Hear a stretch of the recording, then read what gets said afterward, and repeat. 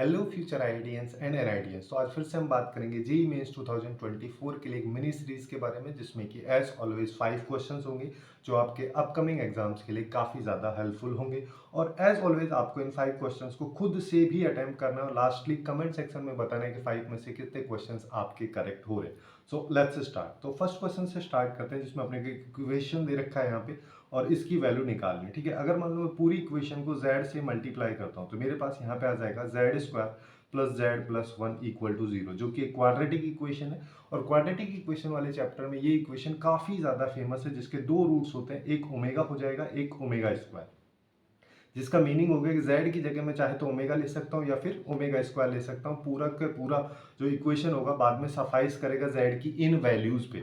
अब मेरे को इन वैल्यूज को यहाँ पे पुट करना है फाइनली। तो अपन यहाँ पे क्या बोल सकते हैं कि ओमेगा की power 2024 plus one upon omega की पावर 2024। अब ओमेगा के बारे में मेरे को दो प्रॉपर्टीज पता है। पहली प्रॉपर्टी, ओमेगा क्यूब की वैल्यू 1 होती है, उसके साथ साथ 1 प्लस ओमेगा स्क्वायर की वैल्यू 0 होती है। अब मेरे को यहाँ पे करना है क्या कि 2024 को 3 का मल्टीपल बनाना है, जिससे कि फाइनली उसकी वैल्यू मैं 1 पुट करूँ, है ना।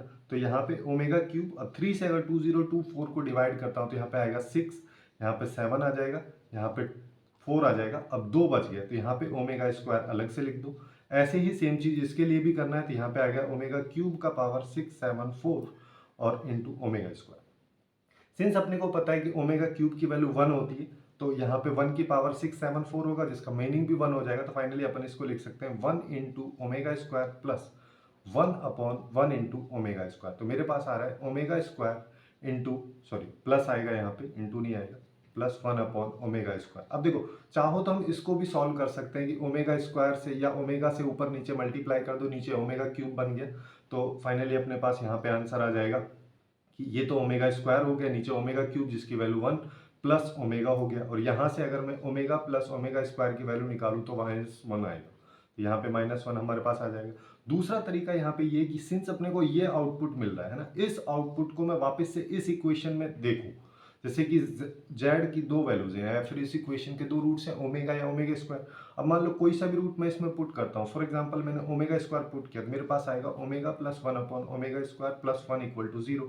यहाँ से भी डायरेक्टली हम omega plus 1 upon omega square की वैल्यू जो है उसको निकाल सकते हैं, जो कि -1 आएगी, और अपना इस क्वेश्चन का करेक्ट आंसर बी निकल के आएगा।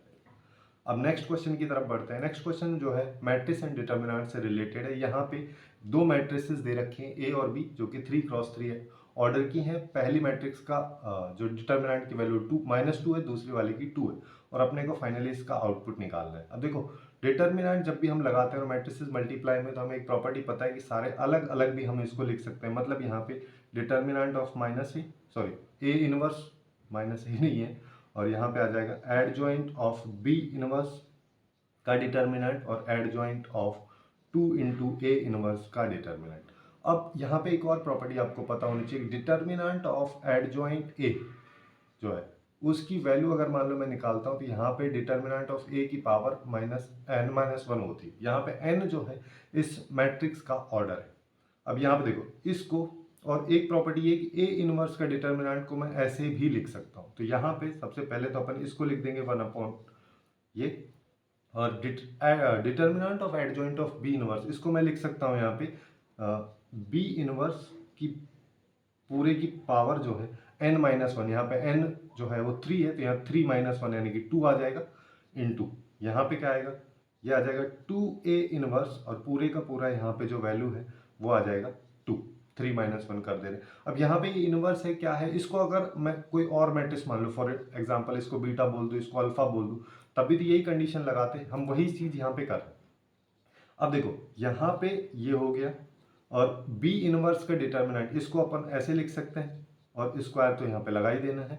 और यहाँ पे देखो एक और प्रॉपर्टी है, एक प्रॉपर्टी क्या है कि अगर मान लो k कोई कांस्टेंट ए मैट्रिक्स के साथ मल्टीप्लाई में, और उसका डिटर्मिनेंट अगर हम निकाल रहे हैं, तो k को अगर मैं बाहर निकालूंगा तो इसकी पावर n हो जाती है। यहाँ पे n जो है मैट्रिक्स का ऑर्डर है। तो यहाँ पे अगर 2 को मैं बाहर निकालूंगा तो यहाँ पे 3 है, तो 2 का पावर हो जाएगा 3, लेकिन यहाँ पे बाहर से पावर भी 2 दे रखा है ये वाला, तो ये 2 भी इधर आ जाएगा, और यहाँ पे अपन लिख सकते हैं ए इनवर्स मैट्रिक्स का ये। अब इसको सिंप्लीफाई करके अपन यहाँ पे लिख सकते हैं, ये आ जाएगा इसके इक्वल यहाँ पे 2 की पावर 6 आ जाएगा और यहाँ पे आएगा 1/a का स्क्वायर। अब फाइनली बस करना कुछ नहीं है, वैल्यूज डालनी है। जैसे कि यहाँ पे ये आ जाएगा -1/2, बी का डिटरमिनेंट की वैल्यू 2 है तो 1/4 आ गया, 2 का पावर 6 यहाँ पे, और यहाँ पे आ जाएगा 1/4 वापस से। तो यहाँ पे अगर मान लो मैं इसको सॉल्व करता हूँ, 2 का पावर 1 है, 2 का पावर 2 और 2 का पावर 2, तो 2 का पावर 5 यहाँ पे हमारे पास में नीचे आ रहा है, 2 का पावर 6 ऊपर है। तो फाइनली अपने पास 2 का पावर 1 बचेगा और माइनस साइन भी है, तो -2 अपना यहाँ पे करेक्ट आंसर हो जाएगा, जो कि इस क्वेश्चन का बी ऑप्शन होगा। ओके, अब नेक्स्ट क्वेश्चन की तरफ बढ़ते हैं। नेक्स्ट क्वेश्चन में अपने को यहाँ पे जो है बाइनोमियल एक्सप्रेशन या बाइनोमियल एक्सपेंशन से रिलेटेड एक क्वेश्चन दिया हुआ है। ये इसमें पूछा है कि इसका इंटीग्रल टर्म, जो फर्स्ट इंटीग्रल टर्म होगा वो कब आएगा। अब देखो बाइनोमियल में अपने को ये फॉर्मूला पता है TR+1। ये कब होता है, जब a प्लस बी की पावर n है, तब हमारे पास एक फॉर्मूला होता है कि NCR इंटू ए की पावर n-r इंटू बी की पावर r, ये होता है। अब इसी कंसेप्ट को यहाँ पे हम लगा देते हैं, तो हम यहाँ पे अगर इसको लगाएंगे तो मेरे पास आएगा TR+1 इक्वल टू n, यहाँ पे 9 है तो ये आ गया 9CR, r मेरे को पता नहीं है, r यहाँ पे टर्म अगर हम निकाल लें तो उसकी वैल्यू जो है अभी अपने को पता नहीं है, वही तो एक्चुअली में निकालना है। यहाँ पे a क्या है, a की वैल्यू है √3, √3 को मैं 3 की पावर 1/2 लिख सकता हूँ, और यहाँ पे आ जाएगा 9 - r इंटू 2 की पावर को 1/3 लिख दो क्योंकि क्यूब रूट है ऊपर, और यहाँ पे आ जाएगा r। अब देखो अपने पास क्या है, हालांकि इस कांस्टेंट को अपन छोड़ सकते हैं, कोफिशिएंट जिसको अपन बोलते हैं, इसको छोड़ सकते हैं, बट फिर भी लिख लो चलो। 3 की पावर यहाँ पे 9 - r/2 है और 2 की पावर r/3 है। अब देखो यहाँ पे ये वैल्यू तो हमेशा इंटीजर ही होगी, है ना।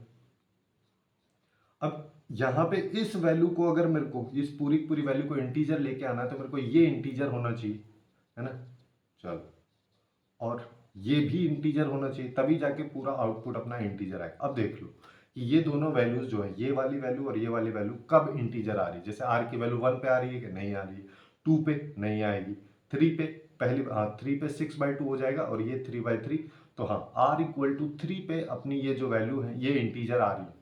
लेकिन अपने को देखो r इक्वल टू 3 आ गया, अपने को टर्म पूछा है, टर्म मतलब r+1 होता है, तो r+1 है, 3+1 तो T4, फोर्थ टर्म अपना यहाँ पे करेक्ट आंसर होगा, ना कि थर्ड टर्म। ओके, अब नेक्स्ट क्वेश्चन की तरफ बढ़ते हैं। नेक्स्ट क्वेश्चन थोड़ा लेंदी है ना। क्वेश्चन लेंदी है लेकिन कंसेप्ट एकदम बेसिक है। यहाँ पे देखो क्या किया गया है, यहाँ पे बोला है कि हमारे पास दो सर्किल है, जैसे एक C1 है, C2 सेंटर वाले दो सर्किल है, जिनकी रेडियस 1 यूनिट है, यानी कि 1 उनकी रेडियस दे रखी है, और दोनों के सेंटर 6 यूनिट की डिस्टेंस पे है एक दूसरे से, ठीक है। फिर क्या बोला है, एक P पॉइंट है जो कि एक्चुअली में जो लाइन सेगमेंट है C1 और C2 के सेंटर का, उसका मिड पॉइंट है, और यहाँ पे एक C सर्किल भी है जो कि C1 और C2 दोनों जो सर्किल्स हैं उनको एक्सटर्नली टच कर रहा है, बाहर से टच कर रहा है। अब देखो इतना बना लेते हैं सबसे पहले, अगर मान लो अपन यहाँ पे बेसिक तरीके से इसको बनाएंगे, तो सबसे पहले मेरे पास एक बड़ा सा सर्किल है C, है ना, ये मैंने बना दिया यहाँ पे, और दो छोटे छोटे सर्किल है, एक है C1 सर्किल, दूसरा मेरा है C2 सर्किल। ये दो सर्किल अपन ने यहाँ पे बना दिए हैं, और ये देखो ये एक दूसरे को टच कर रहे हैं यहाँ पे, है ना।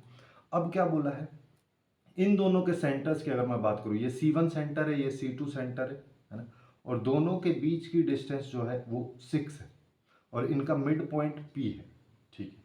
फिर यहाँ पे बोलता है कि एक कॉमन टेंजेंट ड्रॉ की जाती है जो कि C1 और C सर्किल की भी कॉमन टेंजेंट है, उसके साथ साथ C2 और C सर्किल की भी कॉमन टेंजेंट है, और ये कॉमन टेंजेंट P पॉइंट से पास होती है। तो ये अपन पास करा देते हैं यहाँ पे, मतलब अगर मान लो मैं देखूँ तो इस तरीके से एक टेंजेंट बनेगी, जो कि ये अपना सर्किल जो है C सर्किल, दोनों के लिए देखो C और C1 के लिए एक्सटर्नल यहाँ पे हो गए टेंजेंट, और C1 C2 के लिए C और C2 के लिए भी ये टेंजेंट का काम कर रही है। अब यहाँ पे बोल देते हैं ये A पॉइंट पे इसको टच कर रहा है ना। सिंस ये मिड पॉइंट है तो P से C1 की डिस्टेंस 3 होगी, सिमिलरली ये डिस्टेंस भी 3 होगी। चलो यहाँ से इस लाइन को ज्वाइन अगर मैं करता हूँ तो ये राइट एंगल बनाएगा यहाँ पे, ये डिस्टेंस मेरे को पता है 1 है, तो यहाँ से P से A तक की डिस्टेंस यानी कि AP डिस्टेंस जो है 3 का स्क्वायर -1 माने कि √8 हो जाएगी। ये हमारे पास में आ चुकी है। अब देखो और मैं इसमें क्या कर सकता हूँ, अगर मान लो मैं इस लाइन को इधर से ज्वाइन कर देता हूँ, है ना, ये इस पे परपेंडिकुलर होगा, और इस लाइन को अगर मैं ज्वाइन करूँगा तो ये इधर जाएगी, है ना।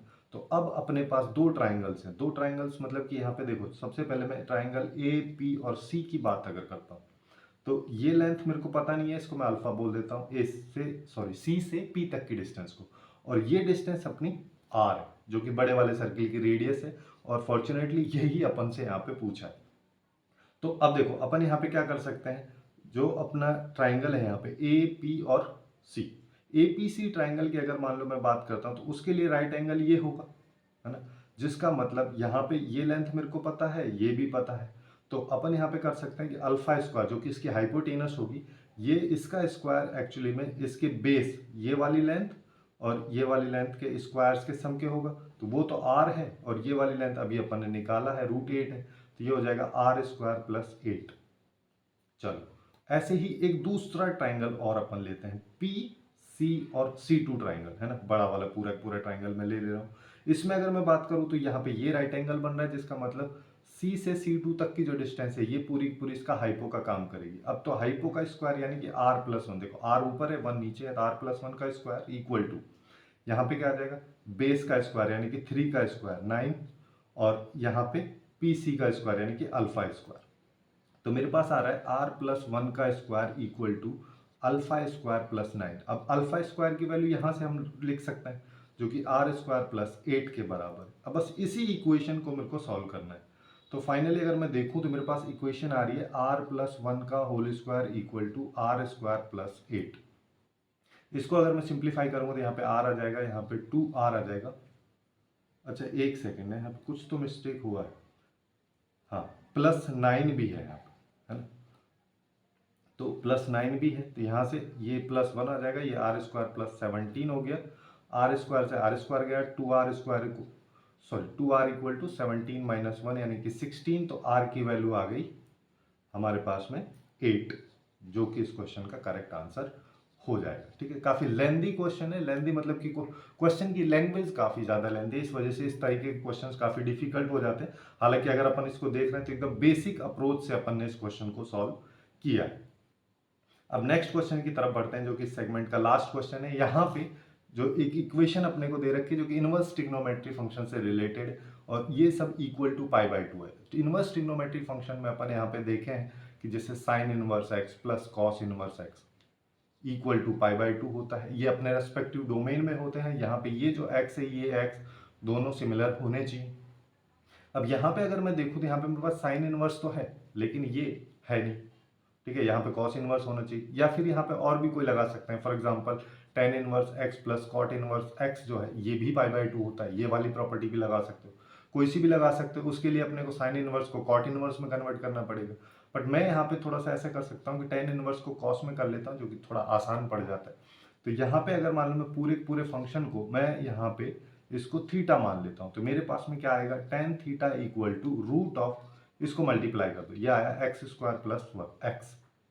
ठीक है, टेन थीटा क्या होता है, परपेंडिकुलर बाय बेस होता है ना। अब राइट एंगल अप्रोच लगा देते हैं, यहाँ पे ये थीटा मैंने मान लिया है, और परपेंडिकुलर की अगर मैं बात करूँ तो ये √x स्क्वायर प्लस x हो गया, ये 1 है, तो इसका हाइपो क्या आ जाएगा, हाइपो आ जाएगा x square plus x plus 1। ठीक है, पूरे के पूरे का रूट आ गया। यहाँ से कॉस थीटा की वैल्यू निकालो, कॉस थीटा क्या होता है, बेस 1 है अपॉन हाइपो, हाइपो रूट ये है ना। तो यहाँ से अब theta equal to cos inverse किसके इक्वल हो गया, ये हो गया 1 अपॉन इसके। ठीक, अब अपन क्या लिख सकते हैं, तो फाइनली मैं यहाँ पे लिख सकता हूँ कि cos inverse 1 upon root of x square plus x plus 1 plus sine inverse root of x square plus x plus 1 सब इक्वल टू, इनका सम जो है π/2 को इक्वल है। अब π/2 के इक्वल अगर इनका सम है तो अपने को क्या पता है कि ये जो टर्म है और ये जो टर्म दोनों आपस में इक्वल होनी चाहिए, तभी जाके ये कंडीशंस जो है एप्लीकेबल होंगी। तो यही चीज अपन यहाँ पे लगा देते हैं, तो अपने पास आ रहा है root of x square plus x plus 1, ये एक्चुअली में इसके बराबर है। चलो अब यहाँ पे क्रॉस मल्टीप्लाई कर दो, क्रॉस मल्टीप्लाई करेंगे तो 1 इक्वल टू क्या आ गया, x रूट हट जाएगा। अब यहाँ पे ये 1 से ये 1 गया, तो मेरे पास आया x square plus x equal to 0, मतलब x कॉमन लिया तो x प्लस 1 इक्वल टू ये आ गया। तो यहाँ पे x की दो वैल्यू हो सकती है, 0 और -1, और इस क्वेश्चन का करेक्ट आंसर अपने पास में ए निकल के आ जाएगा। तो इस तरीके से अपन इस टाइप के क्वेश्चंस को सॉल्व कर सकते हैं। सो आज के लिए बस इतना ही। Hopefully you guys find it useful, and if you find it useful then please do like, share and subscribe.